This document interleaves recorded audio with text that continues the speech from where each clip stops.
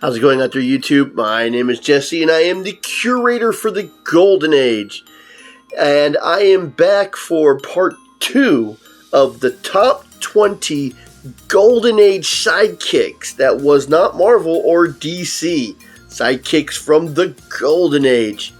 Now, coming in at number 10, I wasn't originally planning to use him on this list when I was going into a top 10, because I've often found him weird. I've read some of the comic books with him in it. It's just a weird concept of a sidekick. I mean, he doesn't really reflect the power of who he works with. He has no powers at all, yet the person he works with has all the powers. I don't understand how he is a sidekick to who's he sidekick to, and you'll see what I mean. But he had a lot more appearances than I realized, so that's why he comes in at number 10. Coming in at number 10, Roy the Superboy. Roy the Superboy first appeared in Top Notch Comics number 8 in 1940, published by MLJ. He had 42 appearances, and his real name is stated as Roy Carter. There have been some debates over his last name. A lot of fans think that he has a different last name that was never stated in the comic books, but you can see my first review of the Boy Buddies for that. He is the partner to the Wizard. He is created by Harold Shorten and Ed Ashe. Roy the Superboy, he is introduced by try to stop an assassination of a random citizen, which he is unsuccessful at because he's just a boy. The crooks decided that he's seen too much, so they try to take him out. Roy does amazingly well holding his own against the criminals, and then the Wizard shows up and helps him.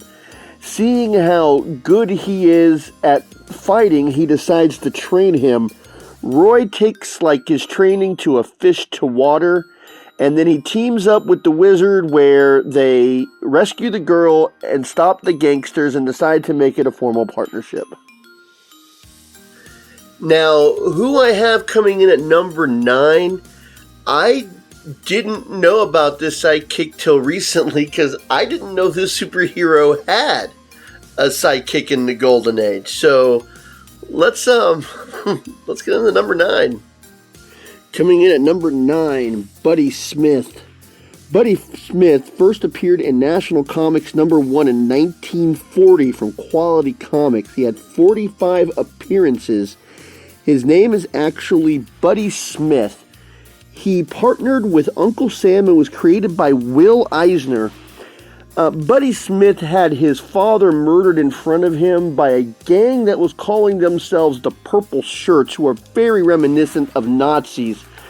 Their whole agenda, the way they dress and act and their mannerisms were so much like Nazis, but they were American Nazis. That was the interesting thing about it. But I guess if you're going to be having a hero of Uncle Sam, you're going to have to be drawing a parallel to terrorists or Nazis, who was actually the biggest thing in the 1940s, considering World War II. Buddy Smith teams up with Uncle Sam to defeat the Purple Shirts and free the president that they kidnapped. After they freed the president, they take down the main guy who formed the Purple Shirts, and a partnership was born after that. Now, number 8 was interesting that I found out about him because I never knew the hero that this guy's a sidekick to even existed, so this was a brand new hero for me. And number 7, I covered her when I did a Golden Age deep review of who she's a partner with. So number 7 should sound pretty familiar. Coming in at number 8, Davey. Davey first appeared in Super Mystery Comics number 4 in 1940 as part of Ace Periodicals. His real name is Davey Landis. He had 51 appearances and was partnered to Mango the Magnet Man. He was created by Paul Chadwick. Davey, we see him start off in the comic book tagging along with his sister, who is a private eye, and he wants to, help out with her. She runs afoul of some criminals, and Mango hops in to help get her free. And then Davey is so enamored by Mango, he even exclaims that he has a costume that looks just like his. Let's see, Davey's sister gets captured. Mango notices it. Davey catches up to Mango and says, "Hey, I wanted to show you my costume," and then tags along with Mango saying, "Hey, that's my sister, I'm going to help you." After Davey proves that he can more than handle himself against the criminals, Mango temporarily bestows Davey with some magnetic powers. He said it would last for an hour. They team up together to take down this gang of criminals with a leader that the police have been trying to get dirt on for a while. At the very end, we see Davey showing off his magnetic powers to his friends, and Mango goes, "Hey, your hour is almost up." And that's how it ends. Coming in at number 7, Bullet Girl. Bullet Girl first appeared in Nickel Comics number 1 in 1940 under Fawcett Comics. She had 61 appearances. Her real name is Susan Kent, and she was partnered to Bullet Man. She was created by Bill Parker and John Smalley. Now, I went into pretty good detail about Bullet Girl when I covered Bullet Man. I did a pretty in-depth cover on him. Susan's first appearance in the comic books was pretty underwhelming. She was just there to, well, not really, just kind of move the plot along, little skips and jumps. She didn't even appear that she was going to be a main character. She was the secretary and the daughter of the chief of police. Now, she wouldn't become Bullet Girl until Masters Comics number 13, when she would learn who Bullet Man truly was and decide to be a partner. For a full rundown on the powers that she possessed, go ahead and see the Bullet Man video. I put that one out a couple of years ago, but it does give a pretty good cover both of them. Even her last appearance I happened to cover. Now, number 6. You might think that you know this guy, but he is the hero. Well, you won't know the sidekick, but the hero is from the Golden Age. So he's teaming up with a superhero that has a very familiar name, but he was definitely not the same person in the Golden Age. Now, number 5, 4, and 3, I have all mentioned before. Number 5, I'm not sure if I went into great detail on, but 4 and 3, I have covered pretty thoroughly on some other lists. You'll see who. Coming in at number 6, Mike Ellis. Mike Ellis first appeared in Thrilling Comics number 24 in 1942 with Nador Comics. He had 62 appearances. His name is Mike Ellis. He is the partner to Doc Strange, not the one you're thinking of, the one that I'm showing here. He was created by Richard E. Hughes and Alexander Kostuk. I believe I'm saying that right.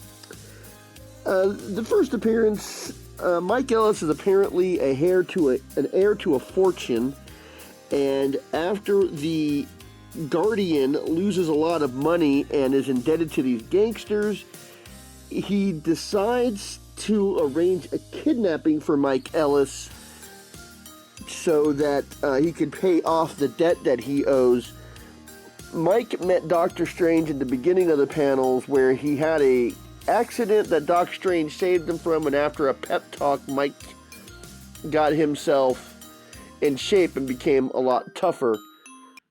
The comic kind of goes in a left turn from where we started. It starts off with the kidnapping to moving to Doc Strange and Mike storming a castle to beat a bunch of guys who are dressed up like wizards and some guy in a costume, I believe, called the Mad Emperor. I mean, seriously, the beginning of the comic book and the beginning of the first and the end of it don't really play into each other at all. It's a major tonal shift. by the end, Mike Ellis saves Doc Strange from a booby trap, or death trap, and then he's wearing the same costume, and as you see in the final panel, he goes ahead and breaks the fourth wall. Coming in at number 5, Martha Roberts. Martha Roberts first appeared in Feature Comics number 27 in 1939 in Quality Comics. She had 68 appearances and was the partner to Doll Man. She is created by Will Eisner, but for some reason, he went under the pen name of William Edwin Marshall for that creation. With her first appearance, she was just the fiance to the protagonist, Doll Man. And it was actually the very first appearance before he was called Doll Man even. Now, she would not show up as part of the regular feature. I haven't read a lot of Doll Man. I did do a review of him before I got the comic books, so the review was limited. But she would not appear as Doll Man until 1951 as part of Doll Man Comics number 37. That's when she would officially become the sidekick as Doll Woman, where I don't understand it. Maybe she got exposed to chemicals, but it was through a sheer force of will she was able to make herself small like Doll Man and have the same powers, and that's when they would form their official partnership. Coming in at number 4, Dusty the Boy Detective. Dusty the Boy Detective first appeared in Pep Comics number 11 in 1941. That was a big time for partners. He is part of MLJ Comics. He had 75 appearances. He is known as Dusty. He was the partner to the Shield. He was created by Harry Shorten and Ed Ashe. Now, I have covered Dusty a bit, like with Roy the Superboy when I covered the Boy Buddies. Dusty, apparently, in his first appearance, he loses his father when his father's plane exploded from being sabotaged. And the boy detective here helped fight for a woman who was being hassled by some criminals when she stumbled on them talking about the sabotage that they had done. Apparently these were some people who are working for the Vulture, who would be the main villain of this comic. He helped the Shield a little bit with these henchmen, and he told the Shield that when he grows up he wants to be like him. And the Shield says, well, in that case, let's work together. So he takes him back to his lab and gives him a costume that's very similar to his. Now, in this costume, it's going to be the only issue where he has the yellow on his, I guess it's armor. I mean, even in the cover, he doesn't wear this outfit. And in the next issue, he's in the outfit that he would be known for. So this is the only issue where he's got that yellow armor or whatever. Well, they team up together to stop the Vulture, who has a penchant for blowing things up, and they finally find his last bit of explosives and cause the Vulture to basically blow himself up by planting the explosives in his castle fortress compound. And then we find out at the end that as the police are searching the castle, they don't actually find the body of the Vulture there, so I guess this wouldn't be his last appearance, but it's the first for Dusty. Coming in at number 3, the Targeters. The Targeters first appeared in Target Comics Volume 1, number 11 in 1940 under Novelty Press. They had 90 appearances. The Targeters are Dave Brown and Tommy Foster. They are the partner to the Target. They were created by Dick Briefer. Now, the Targeters, their story isn't really clear. It seems like they were more shoehorned into the story because they wanted to do more with the Target that the partners would allow them to do. Apparently, they were all brought together because family members or loved ones that were close to them were killed by gang members who are running a protection racket. The targeters and the target would work together to create their costumes, and he would go, "I am the target, and we are the targeters." They made themselves sidekicks right away. They would eventually find the head of the protection racket and capture him. But by the end of the panel, we find out that the guy in charge of the protection racket broke out of police custody and killed 2 policemen in making his escape. Now, I did do a review of the Target, and I briefly covered the Targeters when I did that, and this is before I had access to the comics. So if anybody would like me to go into more detail of the Target and the Targeters, you can just leave a comment in the comment section, and I would gladly do a larger, more extensive dive into the Target and the Targeters. Actually, with any character that I've only briefly covered, you can ask me to go more in depth, especially on this list or the last one. And that is the Targeters.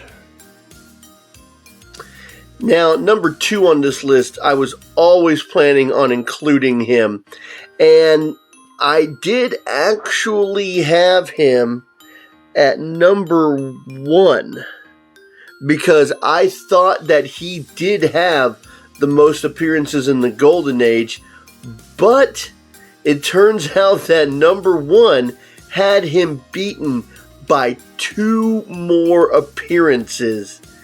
So let's cover number 2, who he's sidekick to. I'm really wanting to go over. Actually, number 2 and number 1 are on my list of reviews, but these heroes are so big, it's going to take a proper research before I do these reviews. But yeah, number 1 had number 2 beaten by 2 issues, more appearances. So let's cover number 2 and number 1. Coming in at number 2, Kid Terror. Kid Terror first appeared in Exciting Comics number 9 in 1941 under the Door publication. He had 119 appearances. Kid Terror's real name is Tim Rowland, partner of the Black Terror. He was also created by Richard E. Hughes and Alexander Korstuk. The Kid Terror and the Black Terror both appeared at the same time. The Black Terror, well, the one who would become Black Terror, befriended Tim Rowland after he ran afoul some gangsters who were pushing him out of the way, and he tried to be the hero that he wasn't. He decided to make Tim his assistant, and due to an error of chemical mixing, he comes close to completing the formula that they drink to get their powers. Then the Black Terror goes off and starts fighting the criminals, and then Tim decides that he wants to help out too, so he drinks the formula and adopts the same outfit that the Black Terror does. He helps fight the day, and at the very end he says they'll be in for a treat when they see the next issue of Exciting Comics. Kind of breaking the fourth wall like they did with the number 6. Coming in at number 1, the Little Wise Guys. The Little Wise Guys first appeared in Daredevil Comics number 13 in 1942 under Lev Gleason Publications. They had 121 appearances. They were the partner to Daredevil, and they were made by Charles Biro, B-I-R-O. The Little Wise Guys consisted of 4 characters. Jock, the little rich one, who is surprisingly a adept fighter. Scarecrow, the big dumb one, who was basically a powerhouse. Pee-wee was a little firecracker who never backed down from a fight. And Meatball, the rebellious fat one who was a bit of comic relief. They all happened to meet each other through happenstance. Due to their nature, it all required them to meet together, and they found themselves in a barn that was owned by the little rich kid, and when they went out for a walk, a bull decided that it wanted to gorge the young children, and Daredevil stopped in and stopped the bull, which was interesting because at this time Daredevil was talking, which in Daredevil's first appearance, he was mute, which Daredevil is a hero I do want to review one of these days. As I said, the Little Wise Guys would go on to have 121 appearances, but at one point they would actually push Daredevil outside of his own comic book, and they would take over the Daredevil comic book, where they would have several stories per issue, which is another group that I would like to go over. Basically, they were dealing with some of the behind-the-scenes stuff that Daredevil didn't do. They took care of the little stuff while Daredevil took care of some of the big stuff. And I guess that they actually were very popular. That is the Little Wise Guys. Probably the most popular of the Golden Age sidekicks, which went on to become main characters. Okay, so that did it for this list. I was surprised I was able to find 20. I narrowed it down to 20. I found more. I hope you enjoyed the little Into the Spider-Verse that I was kind of doing over here. I had Spider-Man captured by Venom, and then Spider-Man captured by Venom and Dr. Octopus, and then Spider-Man, Miles Morales, Stealth Suit Spider-Man, and Spider-Armor all had the Into the Spider-Verse moment together to beat Venom and Dr. Octopus, because, you know, they're treacherous foes. Anyways, I hope you enjoyed this list. I hope you enjoyed the little scenes I had set up back here. And until next time, I'll be seeing you.